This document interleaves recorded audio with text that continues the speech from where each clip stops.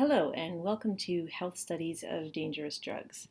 My name is Sheila Clark and I am the instructor for the course. On the current slide you'll find information on ways to reach me. The first and definitely best way to do that would be through email, sheila.clark@unlv.edu. I've also included a phone number. Those of you with experience on campus will note this is not an on-campus number. It's actually a Google Voice number. I try to use that so I'm a little bit more available for students. Feel free to leave me a voicemail there, and you can also text that number, and I'll be able to get back to you if that's how you choose to reach out. If you are here on campus, my office is in the Bigelow Health Sciences building, and it's number 354.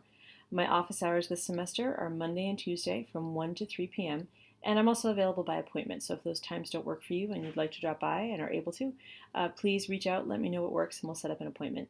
In terms of what you can expect in terms of response times for me, I try to return all calls or emails within 24 hours. So if you have a question, something urgent, please feel free, reach out any of those ways, and I'll do my best to get back to you within 24 hours, although typically not on weekends when I do try to have a life.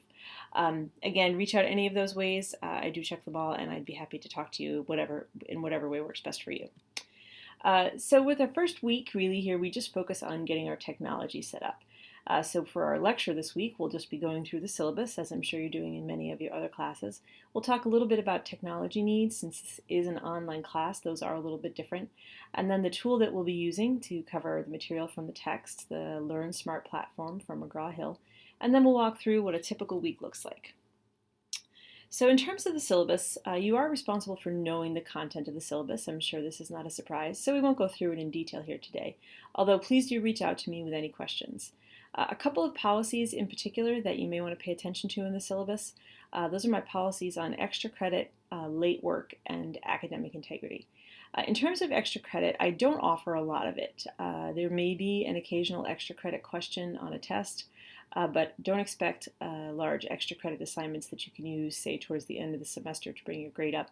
In my experience, students who need that don't do it, and that students who do that don't need it. So I don't offer a lot of that. Please be prepared, and if you have concerns about your grade, the time to start working on that is definitely earlier. In terms of late work, I don't accept work after the deadline. So if you hand in an assignment after the due date, you would receive a 0 for that assignment. However, I do understand that life may occasionally get in the way of your studies, so I do have a late pass policy. That's detailed in the syllabus. Basically, you do have 2 of those per semester, and that is an automatic 4-day extension, 4 calendar day extension for any assignment in the class, except for the exams. You'll just need to let me know in advance. It doesn't matter if your dog had to go to the vet or if your boss called you into work. The reason's not important. Just let me know that you'll be using one of those late passes, and you'll automatically have your deadline extended by 4 days. At that point, if your assignment is still not handed in, you will receive a 0. And if you hand in late work after you used up both of those late passes, again, you'll receive 0 points for the assignment. So I do publish my deadlines early in the semester. You should know exactly when everything is due. So please reach out if you have any questions about how that policy works. I do try to be as flexible as I can for students, but I do have strict standards about deadlines as well. Also, academic integrity. I do use Turnitin for the paper assignments for this class. You are expected, of course, to complete your own work. If your Turnitin score for any assignment is higher than 20%, then you should expect to receive a 0 on that assignment. I do expect you to turn in your own work to know in this upper level 400 level class to how to cite your sources and to make sure that you are appropriately attributing ideas that you take from other people. So please make sure you're familiar with those sections of the syllabus, and again, reach out with any questions. In terms of where the points in this class are coming from, we'll be starting this week with our first discussion post, and this is just an introduction post. You'll receive 5 points for introducing yourself to your group mates. You should see your discussion board available through Web Campus, and this is a subset of the class. You'll be in the same discussion group throughout the class with about 8 of your classmates. Each week, after this week, you should expect to do 1 or 2 Learn Smart assignments. Those are each worth 5 points, either 5 points for the week or 10, depending on how many modules you're expected to do. You're also expected each week, when you do not have a test or another writing assignment, to post a substantive response to a discussion question. Those are worth 10 points apiece. We'll talk a bit more about those in a moment.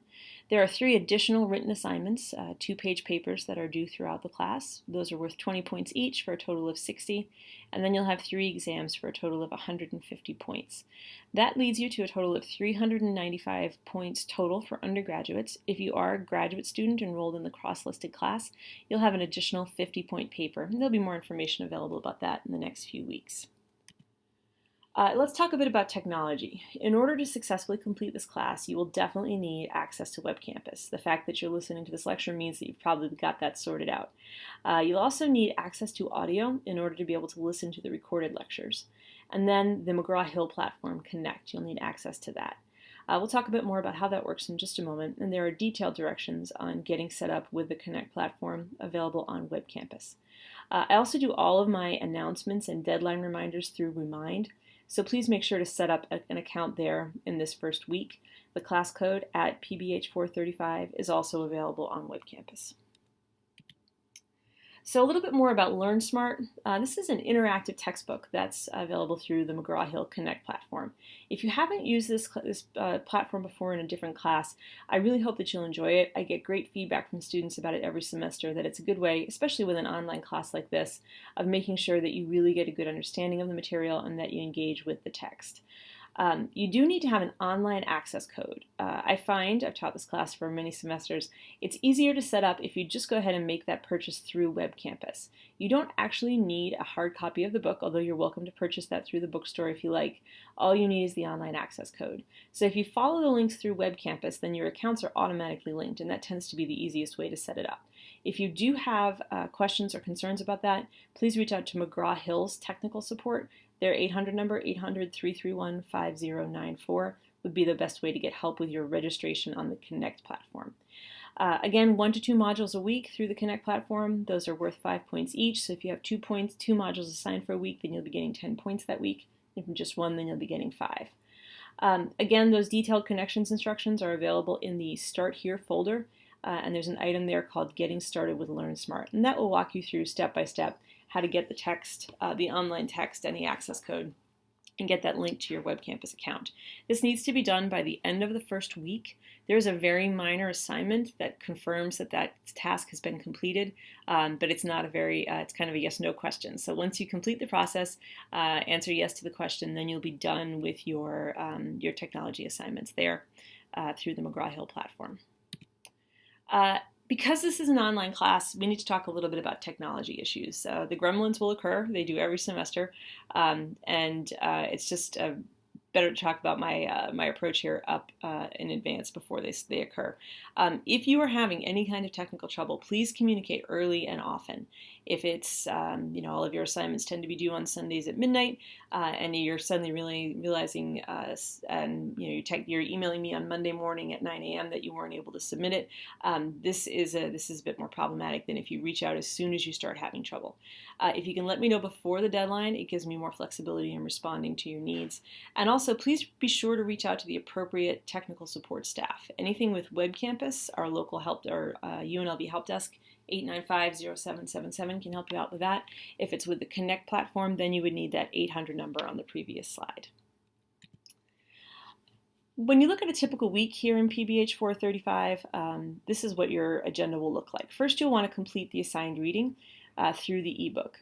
Then you'll want to complete the LearnSmart modules by Sunday at midnight. So the modules will be available for about 2 weeks before the due date, and they're assigned by week. So with the week starting on Monday, you'll have a module or 2 that's due by Sunday at midnight. Once you complete those online, the points automatically transfer over to Web Campus. Then you'll want to listen to the lecture. There'll be a lecture like this available for each of the chapters that you study here in this class. They are broken down into smaller sections, so if it's a longer lecture, 45 minutes or so, expect to see about 3 15-minute sections, so you can listen to those as it fits into your schedule. So you'll do your reading, you'll do your module, and then you'll listen to the lecture. Once you've studied the material for the week, then you'll want to respond to the discussion post.